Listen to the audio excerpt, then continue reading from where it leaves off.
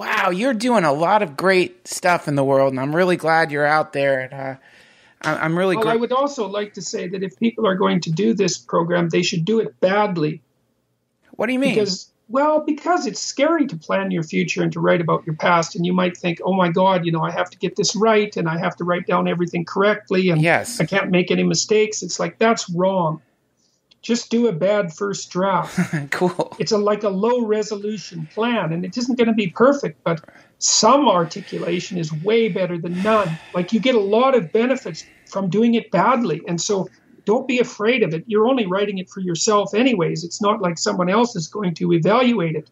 Right. And just write down the best you can do, and that's good enough. You'll get a chance to revise it and refine it as you learn more, as you move forward. And so your plan isn't going to be perfect to begin with, but at least you could figure out what it is that you would want if you could have it. And many people, there's this old idea, it's a Greek idea, and I think the word was hamartia, and it's the word, strangely enough, from which the word sin was derived. And hamartia means to miss the bullseye. Right. And, when people go through life, they don't hit the target.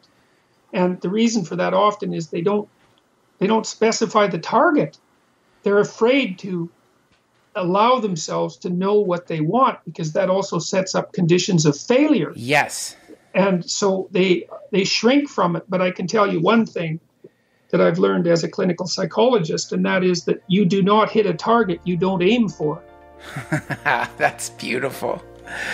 That is beautiful. Yeah.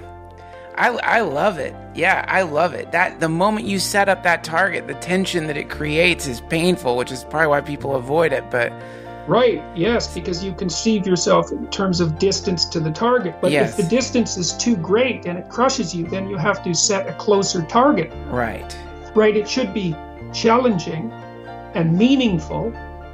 Like, you can tell when you set the target up properly because it's challenging and meaningful, but it doesn't overwhelm you with anxiety.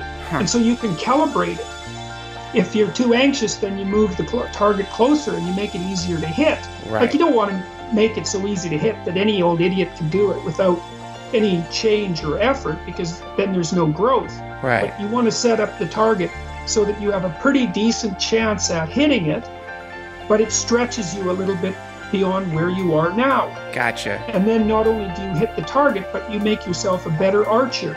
Right. And so you win on two levels at the same time, and then the next time you could put the target a little farther away.